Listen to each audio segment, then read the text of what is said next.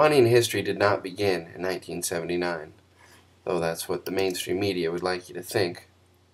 In fact, Iran did have a little baby fledgling democracy at one time. Did you know that? And as you know, we are big time about spreading democracy around. We spread this stuff all over the world. But unfortunately, the backward people of Iran didn't really understand American-style democracy. It's quite simple, really. You can vote for anybody you like, just so long as he or she does Washington's bidding. By that, of course, I mean the Fortune 500. So, we had to overthrow the baby democracy and install a brutal dictator that killed and tortured like it was going out of style, for the good of the Iranian people. Here's more from Bill Moyer.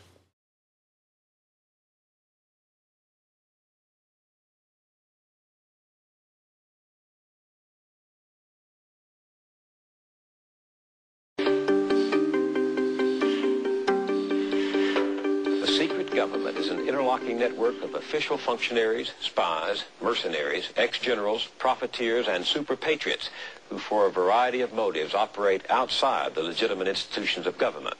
Presidents have turned to them when they can't win the support of the Congress or the people, creating that unsupervised power so feared by the framers of our Constitution. Just imagine that William Casey's dream came true. Suppose the enterprise grew into a super-secret, self-financing, self-perpetuating organization. Suppose they decided on their own to assassinate Gorbachev, or the leader of white South Africa. Could a president control them? And what if he became the enterprise's public enemy number one? Who would know?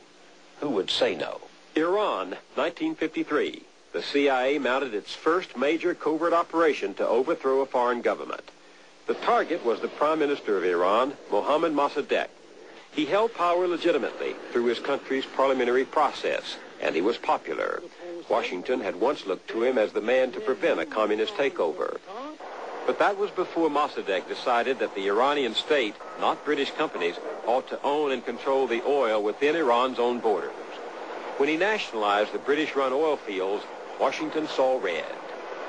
The Secretary of State, John Foster Dulles, and his brother Alan, director of the CIA, decided with Eisenhower's approval to overthrow Mossadegh and reinstate the Shah of Iran. The mobs paid by the CIA and the police and soldiers bribed by the CIA drove Mossadegh from office. Crown Prince Abdullah greets the Shah as he lands at Baghdad airport after a 7-hour flight from Rome. The King of Kings was back in control, and more pliable than Mossadegh. American oil companies took over almost half of Iran's production. U.S. arms merchants moved in with $18 billion of weapons sales over the next 20 years. But there were losers. Nearly everybody in Iran of any importance has had a brother, or a mother, or a sister, or a son, or a father tortured, jailed, deprived of property without due process. I mean, an absolutely buccaneering dictatorship in our name that we supported. SAVAK was created by the CIA. SAVAK, the Shah's secret police, tortured and murdered thousands of his opponents. General Richard Secord and Albert Hakim, whom we met earlier, were among those who helped supply the Shah's insatiable appetite for the technology of control. But the weapons and flattery heaped by America on the Shah blinded us to the growing opposition of his own people. They rose up in 1979 against him.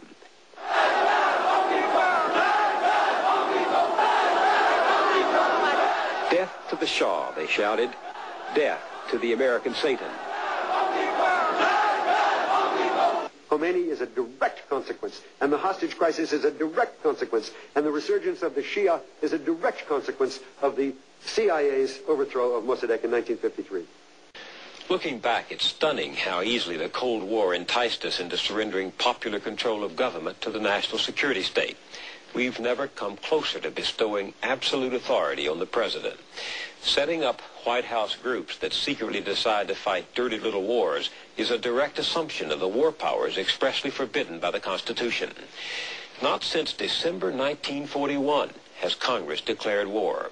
Since then, we've had a police action in Korea, advisors in Vietnam, covert operations in Central America, peacekeeping in Lebanon, and low-intensity conflicts going on right now from Angola to Cambodia.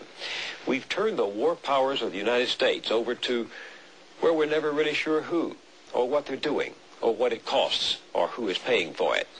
The one thing we are sure of is that this largely secret global war, carried on with less and less accountability to democratic institutions, has become a way of life. And now we're faced with a question brand new in our history. Can we have the permanent warfare state and democracy too? A shellfish toxin.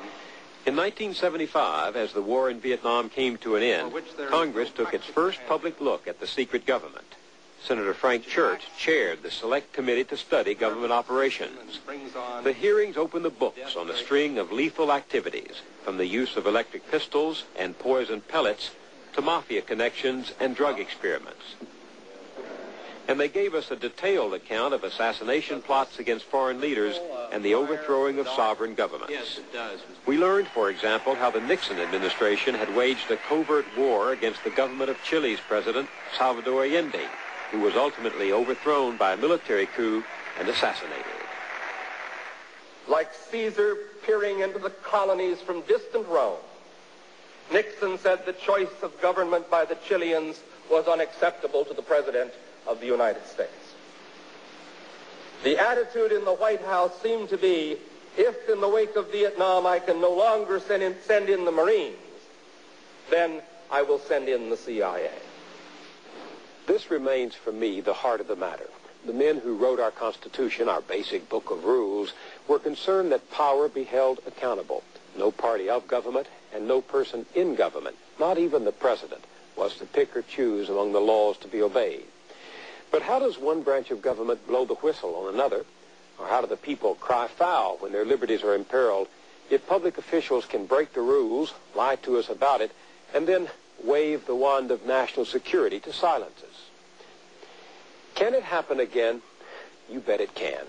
The apparatus of secret power remains intact in a huge White House staff operating in the sanctuary of presidential privilege. George Bush has already told the National Security Council to take more responsibility for foreign policy, which can, of course, be exercised beyond public scrutiny. And a lot of people in Washington are calling for more secrecy, not less, including more covert actions.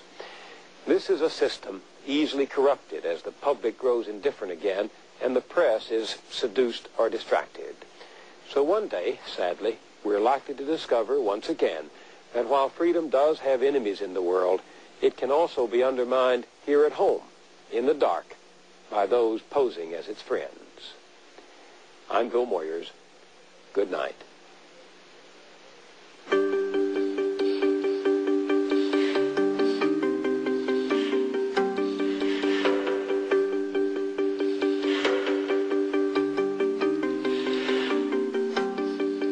I've been waiting for something to happen.